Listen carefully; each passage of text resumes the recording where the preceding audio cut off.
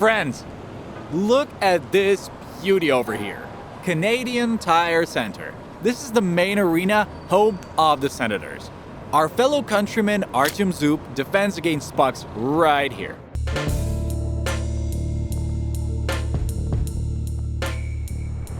So friends, we've arrived. Where exactly are we? Hey, we're in Ottawa with the Senators. Today, we're gonna check out, what are we starting with? We're starting with the gym, Yep, right? let's go. To the place where Artem probably spends most of his time. Alright, we're leaving. Okay. Yeah, let's go. So unfortunately, we weren't allowed to film everything here in Ottawa because apparently there are some confidentiality rules and things are serious in NHL. Each team and club has its own rules. Hang on a bit. Yeah, just close it up a bit like that. So today we'll be checking out the gym where Artem probably spends most of his time. Yeah, let's go. Alright, well, it's pretty big. They just renovated it this summer. We got new owners last year, and they're investing a lot in the team now. They're really ambitious, you know? Right, so after the team was sold to Melnick's daughter, if I'm not mistaken, first thing first, it was the biggest deal in NHL history. And as someone inside the system, do you feel any changes? Like, I don't know, more investment coming in, new approach, or... Yeah. As I said, they only came in last year, and they've slowly started introducing their philosophy into the team and so on. But yeah, our GM is really driven, doing everything for the team and, to make us feel comfortable and help us succeed. So you mentioned they were explaining their philosophy. What exactly do they say? It's not a secret. Just a few words. Well, that we should feel proud to be here, that playing for the team should be an honor, and that, how should I say it? Not like in the past when they used to say like it felt like a country club. They wanted so that when we put on the Senators jersey, it really means something to us. It should feel like a privilege. So the gym here, it was fully renovated, is that right? Yeah, we used to have two separate sections. There was a weight room and a green turf area. Part of the turf is still here. One side used to be just weights, the other was more of a functional zone. Now they've combined everything and updated most of the equipment. Not all of it, but a good chunk really. So what do you normally do here? This area is for warm-ups. Before games we kick the ball around here, play a little soccer game we call Shkurka. Who's the champ in Ottawa? Well, Timmy Stutzel is probably the best with the ball. Yeah, well, he's European. Yeah, but honestly, a lot of guys are pretty good. Last year we had Brandstrom, a defenseman. He left. He used to play with us, and he was kind of a middle of the pack, give or take, so to say. Then he moved to Vancouver and said, yeah, I'm the best there now. He said, the level over there is totally Well, you coached him well. You work out with weights a lot? Yeah, of course, we all do. It's the same as everywhere else, really. We've got screens over there, as you can see. And after games or during training, they show 3 different workout blocks in different colors. You can pick whichever one you like and follow it. Or you can mix them if you want. Yeah, but it's a question people often ask. Why do hockey players go to the gym after the game? And not just go, but squat, lift weights, and so on. It's to maintain our condition, strength. Is it like prep for summer? No, not really. I don't have a lot of time to train. And before a game, you can't push yourself too hard if you want to feel good during the game. So usually after games, that's when I lift more. And I'm not the only one. A lot of guys actually do that too.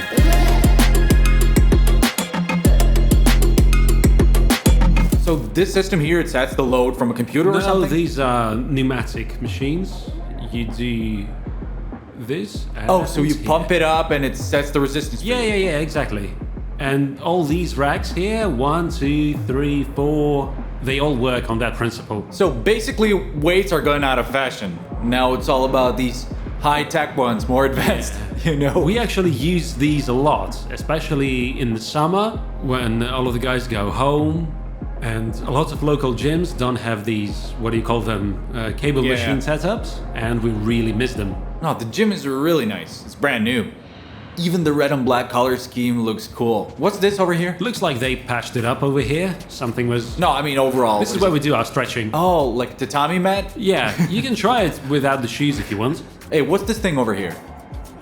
This is where they test our hands and legs too, actually. You press down on it and it gives numbers. Then they compare the data from before the season, during and after to make proper adjustments. So like testing hand strength, leg strength? Yeah, they check stuff like that to see where you might be off, if something's getting worse, and they'll adjust your program accordingly. Ah, yeah, someone told me, since you guys wear sensors, if one shows that you're pushing more with your right leg than your left, Yeah, exactly. there's some kind of imbalance, right? Yeah, that was me last year, actually. I was injured and couldn't really push off one leg properly. Basically, was skating with one leg, limping a bit, and this guy goes like... one of your legs is working way harder. I say, obviously it is. And look how many plyo boxes we've got here. All kinds, big ones, small ones. Yeah, you guys are fully stocked. Yeah, all sorts. Metal ones too, you name it, we've got Gym it. spacious, looks amazing. Top notch. So there's also a little shooting area over there. One of the pros is working in it right now. Look, they broke the goalie Yeah, let's not get in his way. Artem's saying he broke the goalie. with that last shot. See the glove?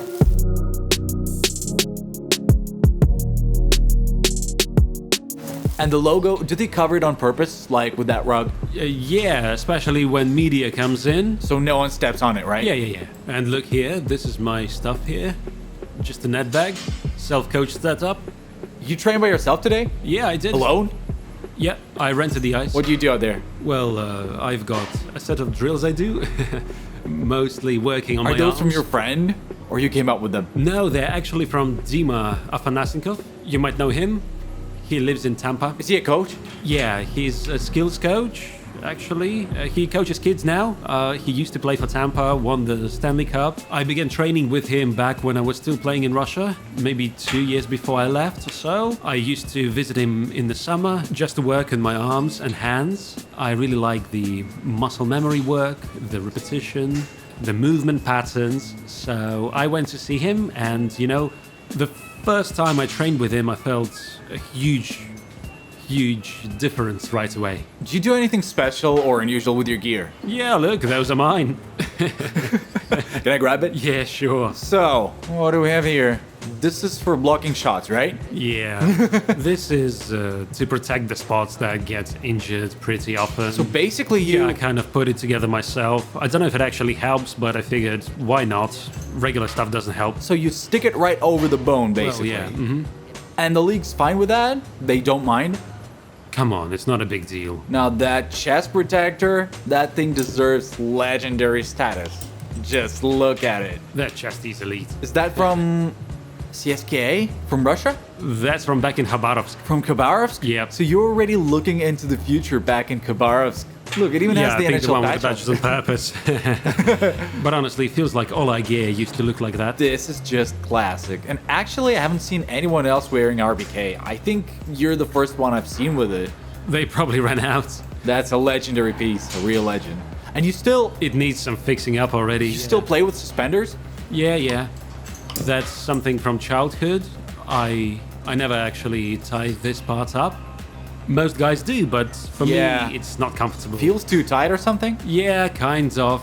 I've just always worn suspenders, Yeah. And when it all changed and everyone started tying everything tight, I tried it once, but it just felt off. I prefer when nothing is squeezing you around the waist. Well, this one doesn't look too Yeah, bad. it's standard. Oh, you've got extra padding on the inside?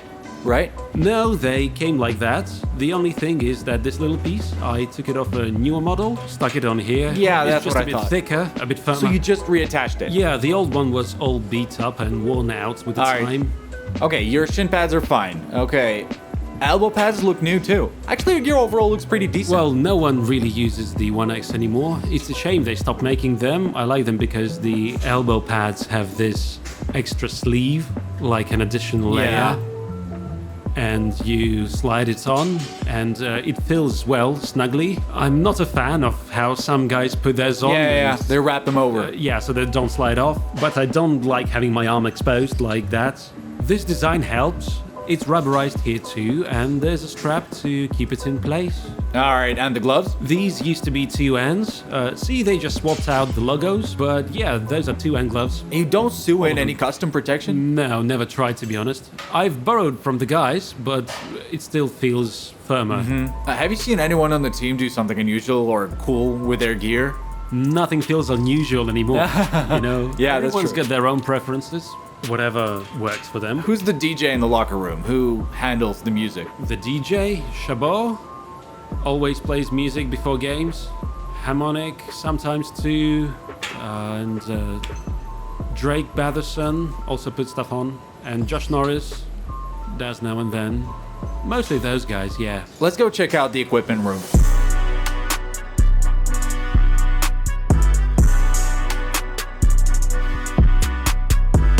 Well, this is where they sew stuff, stick on numbers, sometimes they'll attach patches and all kinds of things here. For the jerseys, I got it. So this is where the equipment guys do their thing. Yeah, all kinds of markers and stuff here.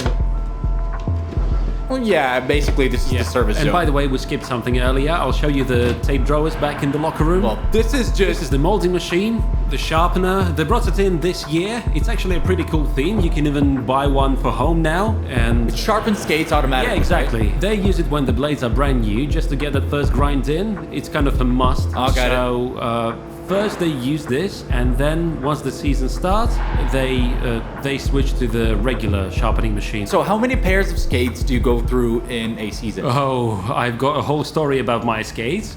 Come on, let me show you. Oh yeah, here they are. Uh-huh. Right. So I used to play in these with the 1X model. Okay. This model is from Well, pretty late switch, huh? 2015, maybe 2012, something like that. I played in these for about 10 years. Yeah, 10 years. And then they stopped making them. Back in Russia. Oh yeah, these are regular retail skates too, from the store. They are double E, so that my foot has more room. Ever since I was a kid, you know, we didn't have custom molding or anything like that. I just wear whatever Yeah. was available. Sometimes we'd get hand-me-down skates from the older team, and so on. So I never really had perfectly fitted skates, and I got used to having this extra space in the toe or in the width. And these are just regular skates.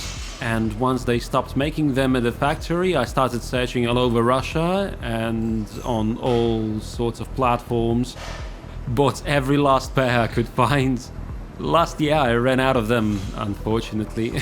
So I had to switch to these new ones now. How many pairs did you end up buying? I'm not sure. I picked up whatever was left in St. Petersburg. I don't remember exactly, but it was enough to last me for about 4 years. I'd go through 2 pairs per season, 6 months per pair.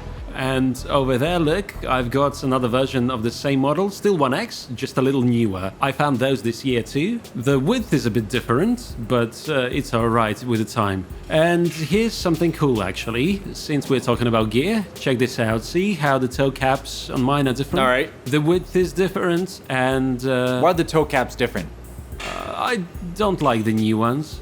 They're all flat and squished down. They just feel uncomfortable. Oh. I like when my toes have more space to move, and the width is better too. And if you look at those bits here... The eyelets. Yeah, now they make them with those holes, but I don't like that because I wrap the laces around my ankle. Plus the size is different. This one is actually a size bigger, because with the newer models, the eyelet section sits lower, and because of that, there is way too much lace area, you know? Like, let me show you. See how it goes like this? This whole part is way too wide where the laces Yeah, are. I see it. And I prefer when the foot sits a bit deeper, so the laces are a bit higher. It feels a bit more secure to me. So many little details, Artem. Yeah. So many To be fair, everyone's like that. nuances and tweaks. No, this place is real old school vibes.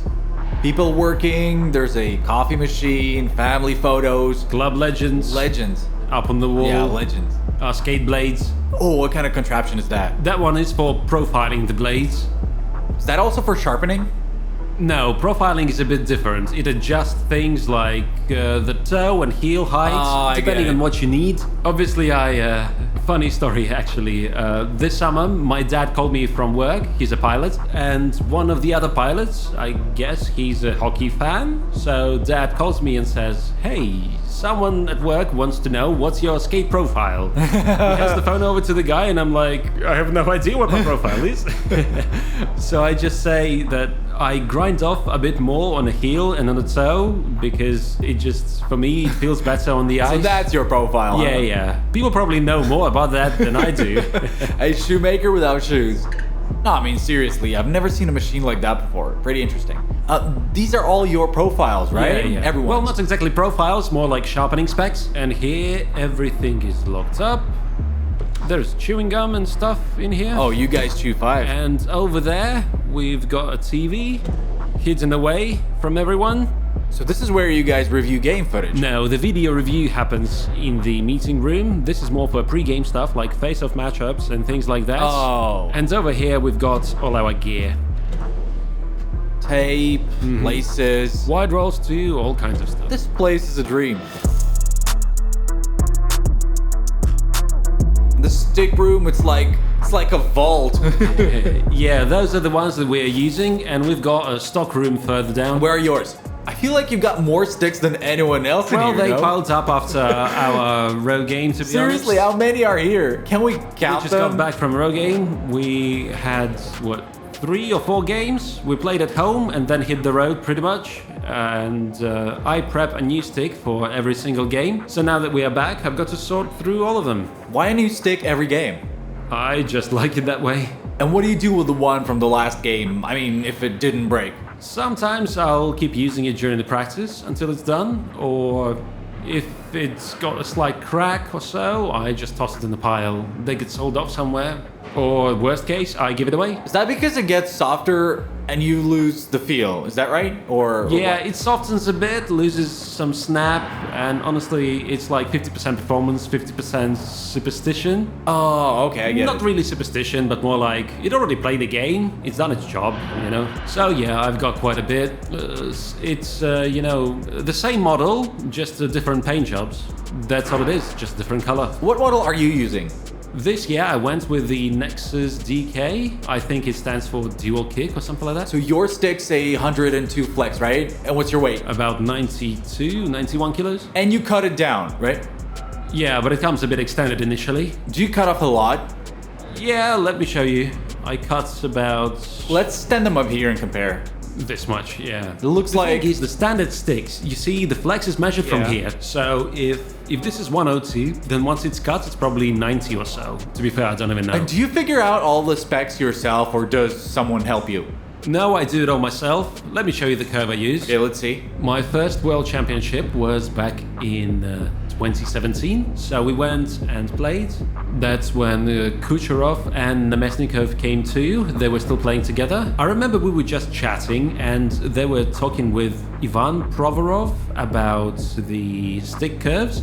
And one of them said his was a standard curve, just a bit more open, and the other one had a bit more curved. I think that was Kucherov. So after the tournament, I came back and asked our equipment guy if I could try Kucherov's curve. And the equipment guy goes, Goose already ordered it. That's Nikita Gusev.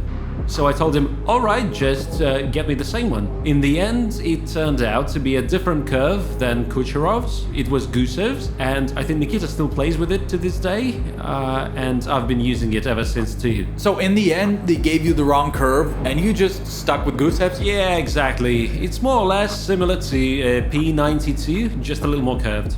And now, actually, some other players around the league, they have started using the same curve as well. What's the name of that curve? It's actually named after Fyodor Polishchuk. Yeah. No way. And the tape job, I mean the braid, that's still from your youth hockey school days? No, actually, I only started doing that recently, maybe like 2 years ago or so. You mean that braided knob on top? No, not the braid. Oh wait, you mean that? Yeah. Oh, that actually, my dad did that. He's not a hockey player, but once he taped the top like When that you were a for kid? me. Yeah, and ever since I just stuck with it. I've tried others, but they just don't feel right to me. Hey, what about the fact that you play without an end plug?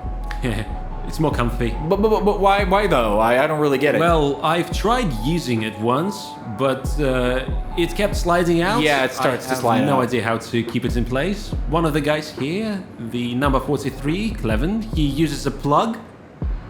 I asked him about it, actually just yesterday. I said, how do you keep it from sliding out? He said he wraps the tape around it and also secures it on top somehow. But when I've used one, it gives you a little extra height. And like, after skating every day for a while, I started feeling it. You see that little gap here, right around here? Yeah, right. I start feeling those tiny millimeters. Like, when they add that plastic end cap, it just throws me off. Feels like I'm skating around with a railroad tie or something. So you're really sensitive to even small changes, huh? Yeah, I don't know. For me personally, when you are training and playing every day, you start picking up on those things. Same with Bauer sticks. They made one batch with a certain paint job. They sent them to me. I got 2 samples over the summer. I tried them out, liked how they felt, and told them, let's order these. So they sent in the new ones with the same paint, or so I thought. But over summer, the paint was totally different. I've got one standing over here. I'll show you. Here, you see? These were the ones from the summer. Totally different finish. So I told them, yeah, I like these, let's stick with this. Then they sent me a different paint job again. They said that's their new graphics. And then they told me they don't make them anymore. And I'm like, what's the deal? First they send me one kind, then it's gone, and they send me another. It's the same model, technically, but they feel completely different in the hands. So I asked them to do this too, you see? They X-grip label. No idea why they didn't take it off. They sent me 2 samples. I'm like, I like it. Let's go with it. And they left the label on. I told them, okay, next time. It looks kind of sketchy. Yeah, whatever. Let it be. Those rectangles are also perfectly lined up. Man. I used to tape it differently, actually. Back when the blades used to chip a lot, Yeah. I would wrap one extra layer around the toe extra for layer, protection. yeah. Oh, to make the blade last. By the way, who in Ottawa has the weirdest stick setup? I mean, have you ever noticed anyone doing something really non-standard with a blade? The only really unusual tape job is Tim's. Everyone checks it out. Oh, and actually, take a look at Godet's one. Oh, wow. Everyone tapes it one way, he goes the opposite. Never asked him why? Yeah, well, that's the way he likes, why not? These days, a lot of guys use those rubber grips. Tim, for example, he hardly tapes his stick himself. He's got people doing it for him all the time. Oh, really? Yeah, we've got guys who handle all that.